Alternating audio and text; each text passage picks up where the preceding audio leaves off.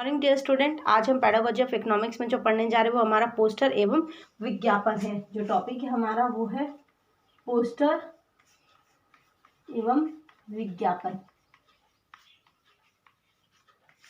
तो पोस्टर और जो विज्ञापन है, विज्ञापन का जो प्रमुख आधार बोल सकते हैं या प्रमुख साधन जो होता है, तो विज्ञापन किसके माध्यम से प्रदर्शित किया जाता है या इसका आधार क्या होता है, इसका साधन क्या है, तो वो है हमारा विज्ञापन। विज्ञापन का जो होता है वो है पोस्टर। पोस्टर है एक विज्ञापन का साधन बन गया है। पोस्टर द्वारा जो भी मतलब शब्द होते हैं या हम उसे अक्षर भी कह लें तो उसके स्वरूप को प्रस्तुत किया जाता है। आप जब जो पोस्टर होते हैं स्वयं अपने आप में ही विचार, जानकारी और सूचना को समाहित किए हुए होते हैं, जिसे देखने मात्र से ही माइंड में क्लियर हो जाता है या उससे संबंधित जो भी पोस्टर है या विज्ञापन उससे संबंधित सूचना हमें प्राप्त हो जाती है। तो ये था हमारा पोस्टर। अब पोस्टर के कार्य क्या होते हैं, तो पोस्टर का कार्य जो सबसे महत्वपूर्ण कार्य यह है कि यह ध्यान आकर्षित करता है।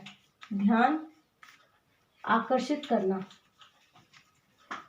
ध्यान आकर्षित करता है। जब हम पोस्टर को देखते हैं तो उससे हम जहाँ भी पोस्टर लगे होते हैं तो हमारा ध्यान स्वतः ही वहाँ पर चला जाता है, उससे संबंधित जानकारी हमें मिल जाती है। दूसरा जो है वह है ये शीघ्र संदेश पहुँचाता है। शीघ्र संदेश पहुँचाना। अभी हाल फिलहाल की जो हमारी कोविड-19 जो समस्या चल रही है, जो बीमारी है, जो डिसीज़ है, इसके लिए भी जगह जगह पर बहुत सारे विज्ञापन लगे हुए हैं। इससे सुरक्षा के उपाय के लिए कि 2 गज की दूरी, मास्क है जरूरी, और वहाँ पर मास्क बनाए हुए हैं, उसके ऊपर चित्र भी होते हैं। तो हम जगह जगह जाते हैं तो हम वहाँ पर वो पोस्टर देखते हैं, पोस्टर देखते हैं हमारा ध्यान उस तरफ चला जाता है और उससे संबंधित हमें सूचना मिल जाती है। नो मास्क नो एंट्री, इस तरह के बहुत सारे पोस्टर लगाए हुए हैं। तो हम जब भी देखते हैं तो हमें सूचना मिल जाती है कि हमें इस एरिया के अंदर यहाँ ज़्यादा भीड़ भाड़ है, तो हमें यहाँ पर बिना मास्क के एंट्री नहीं मिलेगी।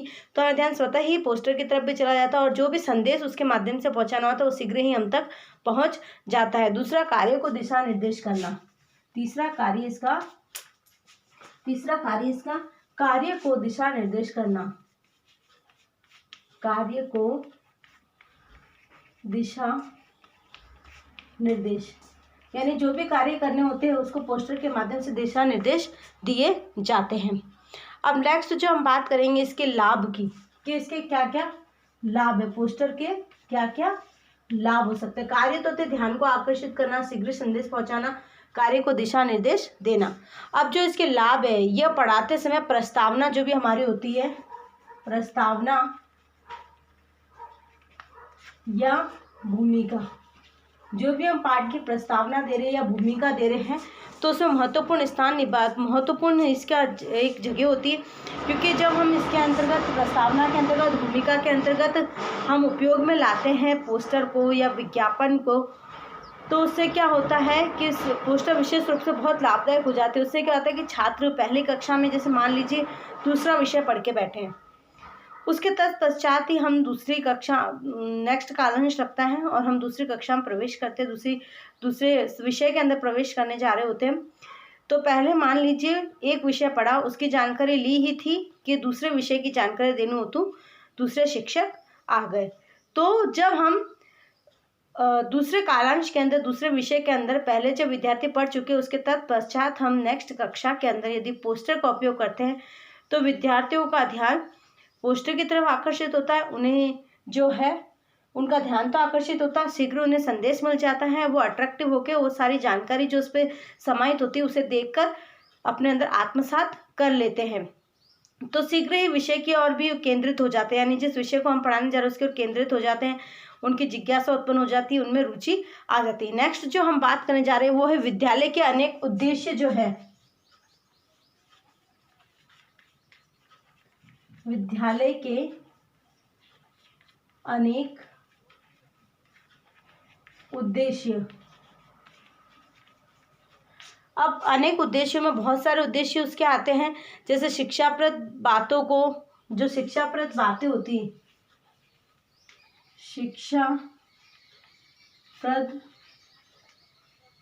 बातों के प्रचार हेतु, शिक्षाप्रद बातों के प्रचार हेतु, यानी कि बहुत सारे उद्देश्य होते हैं। जैसे हमें कोई इन्फॉर्मेशन देनी है, कोई सूचना प्रेषित करनी, या फिर शिक्षाप्रद बातों का शीघ्र प्रचार करना है, तो हमें अनेक प्रकार के शिक्षाप्रद जो पोस्टर होते हैं, जैसे हमें शिक्षाप्रद कहानियाँ होती है, शिक्षाप्रद पोस्टर होते हैं, उन्हें जगह जगह पे लगाने चाहिए। वो कक्षा भवन में भी लगाने चाहिए, फिर लाइब्रेरी में लगाने चाहिए, फिर जलपान कक्ष जहाँ पर हो, खेलने का स्थान जहाँ पर, आदि जगहों पर लगाने चाहिए।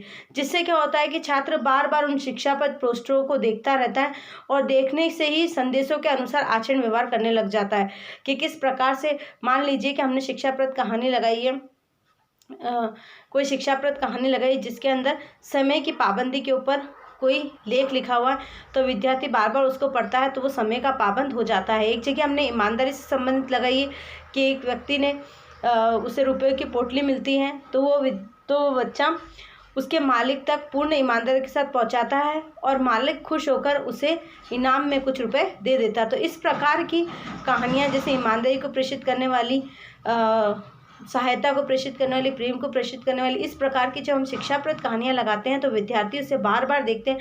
और हमें इसे जगह जगह हर स्थान पर लगाना चाहिए। कक्षा कक्ष में हो, कक्षा के भवन के बाहर हो, प्रार्थना सभा में हो, या जहाँ पर जलपान केंद्र हो उनका, और जहाँ खेलने का स्थान हो वहाँ पर लगाएंगे। तो उससे क्या होगा, विद्यार्थी बार बार उन पोस्टरों को देखेगा और उसमें जो संदेश है, उस संदेश के अनुसार अपना आचरण और व्यवहार करने को बाध्य ही हो जाता है।